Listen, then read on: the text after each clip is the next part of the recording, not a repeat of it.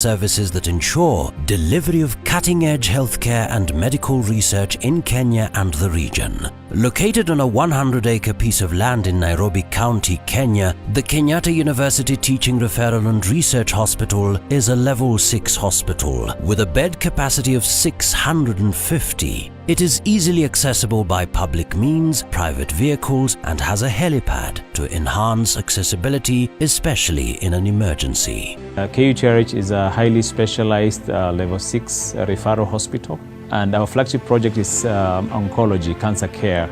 But we also offer other highly specialized services, including cardiology, renal, and we also have specialized services in clinical care, ranging from orthopedics to surgery to all the other services within the clinical care.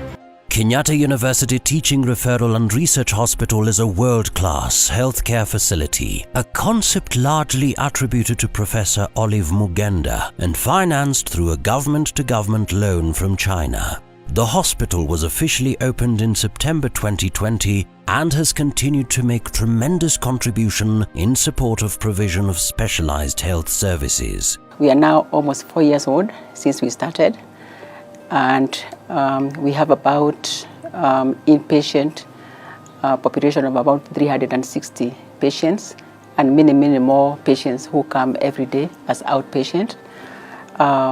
We are a purely referral hospital, which means we don't accept walk-in patients. They must be referred by doctors from other hospitals, with an exception of accident and emergency where those patients, we are able to see them, of course, as they come. Living up to its founder's vision, the facility has reduced the need for Kenyans to travel abroad for medical care, while also increasing medical tourism from other African countries in the region. It is overseen by a dedicated and experienced team of doctors who are supported by a professional cadre of nursing and paramedic staff. Kenyatta University Teaching Referral and Research Hospital is equipped with modern and sophisticated clinical and surgical equipment that provide comprehensive care for all aspects of health, from prevention to diagnosis, treatment and rehabilitation. For us as a hospital, our vision is to stop medical tourism, especially the outward medical tourism, and we are deliberately looking at issues that take people away to other countries. We have dealt with the PET scan, and I can confidently say that the number of people who are going outside the country to get there, the PET scan treatment have reduced drastically. Now we have gotten CyberKnife, and as we get support from the government, we'll continue looking at the areas that make people go away. Key services include accident and emergency services, diagnostic imaging services, surgery, pathology and lab medicine, physiotherapy and rehabilitative services, maternity services, specialized clinics, cath lab, oncology center including chemotherapy, radiotherapy and brachytherapy, renal unit, critical care services, wellness services, integrated molecular imaging services including PET, CT and SPECT, CT services and CyberKnife. What we've done as government is that we have cascaded the issue of early testing to the county level. And that earlier testing from the county level will involve centers that we've developed. At the moment, we've developed around 4 cancer centers, regional centers, where we expect that patients would be able to be referred through the actual referral mechanism that we've come up with in the new thinking. And therefore, then they can be able to be diagnosed and be made, treated at that level. So this CyberKnife that is going to be launched on Monday by His Excellency the President is speaking to the thinking that we need and we have as government developed specialized treatment for non-communicable diseases. Kenyatta University Teaching Referral and Research Hospital has a hospitality center providing quality accommodation spaces for patients and caregivers, especially those traveling from far distances within the country as well as those seeking services from other countries. The hospitality center also features a restaurant and a fully equipped gym. The hospital's flagship project is oncology. Because of the specialized nature of the treatment, the facility is purely of a referral nature, with patients being referred from other hospitals. Cancer National Institute, that is the one that is helping us to put all stakeholders in place. Number one, to create awareness in terms of what cancer is and what Kenyans need to do to be able to manage cancer. National Cancer Institute, together with our program heads here, then they have gone ahead to derive and prepare policies, guidelines and directives on how then we go about diagnostic. So for us to be able to know who has cancer and at what level of cancer.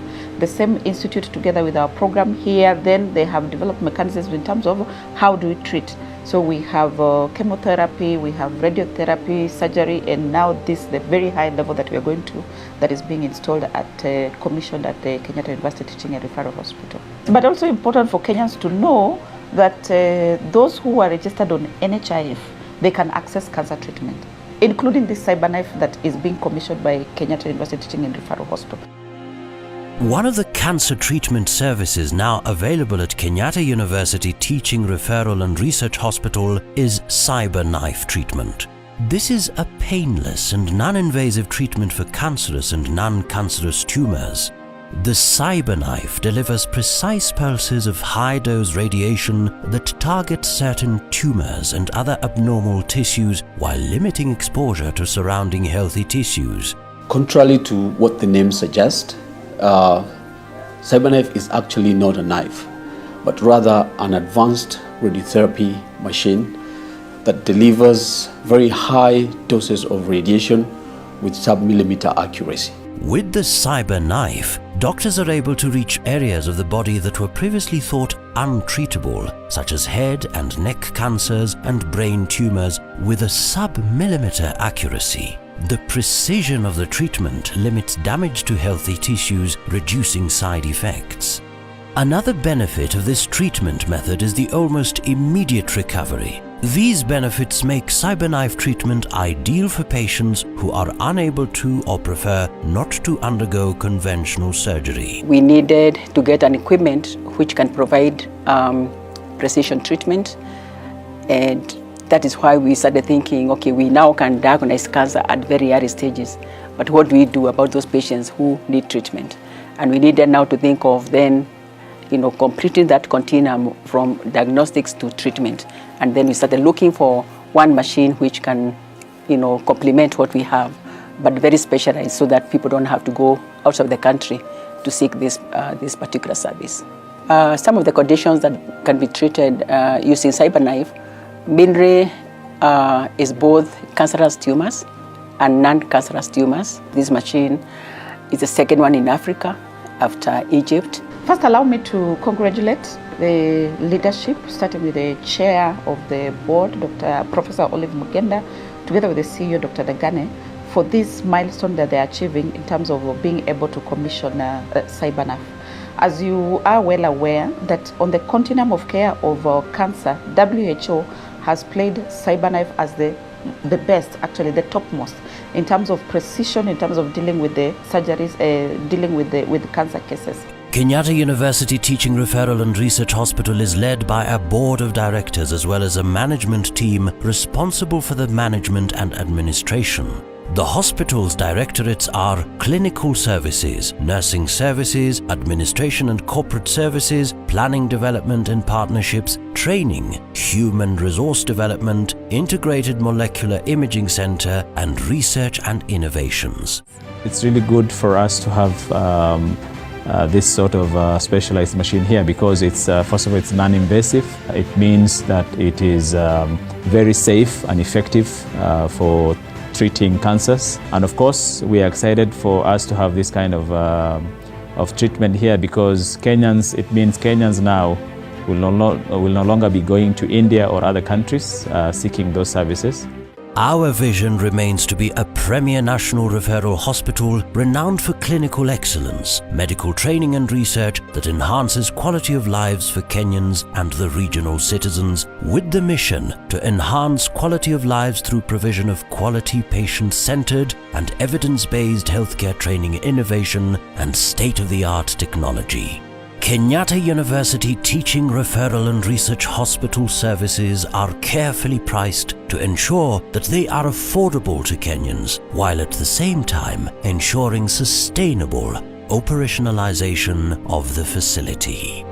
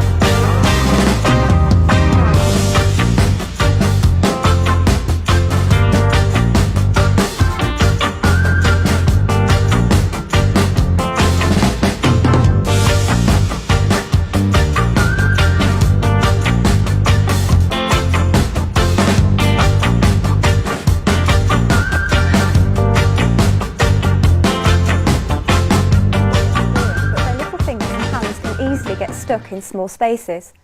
Sometimes they may get hand or finger injuries such as bruises, cuts or fractures, or they may hurt or sprain their arm or wrist. In the following steps we'll cover hand and finger injuries, then we'll cover forearm and wrist injuries. If your baby has trapped their hands or fingers, these are the things to look for. They may find it hard to move their hand or wrist. They may feel pain in the area. The hand or wrist may be tender and there may be swelling or bruising. If you think your baby has a hand or finger injury, take the following steps. Sit or lie your baby down and try to raise and support the affected wrist and hand. If there is any bleeding, run the cut under cold water first, then loosely cover the wound with a new sterile dressing or large, clean, non-fluffy pad. Call your doctor or see a nurse, especially if your baby's fingernail has been injured or you think there may be a fracture, a broken bone. If your baby is in a lot of pain, you can try treating them with the recommended dose of paracetamol. Now we're going to move on to wrist and forearm injuries. If your baby has injured their wrist or forearm, these are the things to look for. The area may be tender and there may be swelling or bruising and they may feel pain in the area. It can be difficult to know if your baby has a sprain or a fracture, but if you think your baby has a wrist or forearm injury, take the following steps. Remember, RICE. Rest. Help your baby to sit or lie down and support their arm in a comfortable raised position. Ice. Apply something as cold as your baby can bear. This could be a cold flannel, an ice pack, or frozen peas wrapped in a cloth. Leave the ice pack in place for no longer than 10 minutes. Comfortable support. You could wrap a soft layer of padding, like cotton wool, around the area. And elevation. Keep your baby's arm raised with something soft, like cushions or a rolled up blanket. Call your doctor or see a nurse if your baby is in severe pain or they can't use their hand or wrist at all. If your baby is in a lot of pain, you can try treating them with the recommended dose of paracetamol. So remember, for hand or finger injuries, sit or lie your baby down and raise the injured hand. Wash any cuts and cover the wound with a non-fluffy dressing. Pad the hand with something soft. Call your doctor if you have any concerns. For severe pain, you could give the recommended dose of paracetamol. For wrist and forearm injuries, remember RICE. Sit or lie your baby down and raise the injured arm. Apply ice. Support the arm and keep the arm raised. Again, call your doctors if you have any concerns. For severe pain, you can give the recommended dose of paracetamol. And that's how you treat a baby who has hurt their hands or their arms. Thanks for watching. Help support St John Ambulance. People may faint as a reaction to pain, exhaustion, hunger, or emotional stress. It may also happen after someone has been standing or sitting still for a long period of time, especially if they are hot. When someone faints, their pulse slows right down, but it usually picks up again quickly and goes back to normal. If someone has fainted but doesn't come round after a couple of minutes, then this could be more serious. There are 3 key signs of someone who has fainted.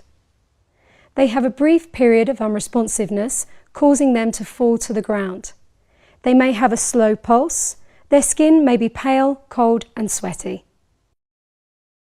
If someone's feeling faint, advise them to lie down. Kneel down next to them and raise their legs, supporting their ankles on your shoulder or a chair if available, to help blood flow back to the brain. Watch their face for signs that they are recovering. Make sure that they have plenty of fresh air. Ask bystanders to move away, and if you're inside, ask someone to open a window. They should recover within a couple of minutes. As they recover, reassure them and help them to sit up slowly when they are feeling better. If they don't become responsive again, quickly open their airway, check their breathing, and prepare to treat someone who is unresponsive. So remember, if someone's feeling faint, lie them down and raise their legs. Make sure they have plenty of fresh air, and when they recover and are feeling better, help them to sit up slowly. If they remain unresponsive, prepare to treat an unresponsive casualty. And that's how we help someone who's feeling faint or have fainted. If this video has been helpful to you, help support St John Ambulance by going to sjaa.org.uk/donate.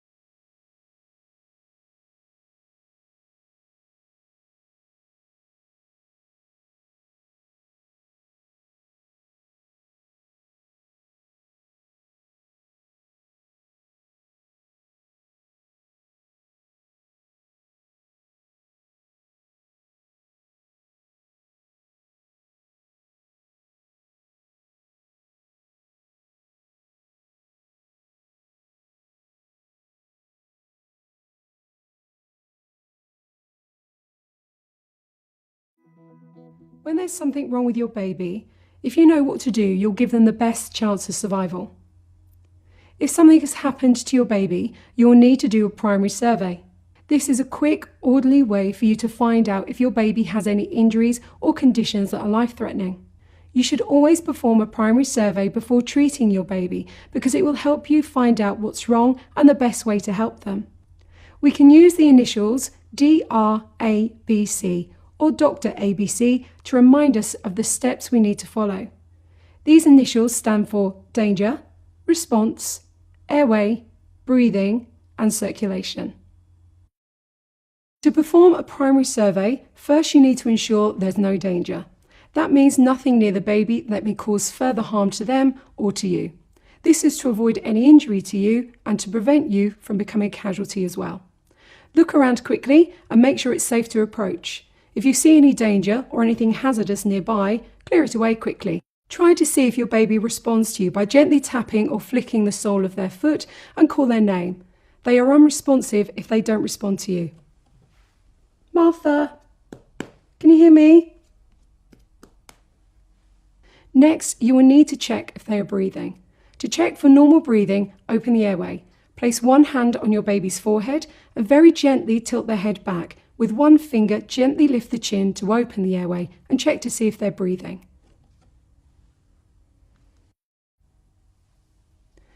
If your baby is not breathing normally, ask a helper to call 999 or 112 for emergency help. If you're on your own, use a mobile on speakerphone so that you can start CPR as soon as possible. If you don't have a speakerphone, begin CPR for 1 minute before making the call yourself. If your baby is breathing normally, check to see if they are bleeding. This will enable you to stop blood loss from the circulation. Try to treat and control any severe bleeding.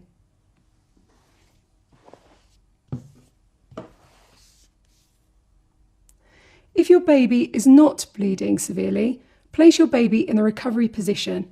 Just cradle the baby towards you in your arms with their head tilted downwards. This will help keep your baby's airway clear and prevent them from inhaling any vomit. Keep monitoring their breathing until help arrives. If they stop breathing, open their airway and start CPR.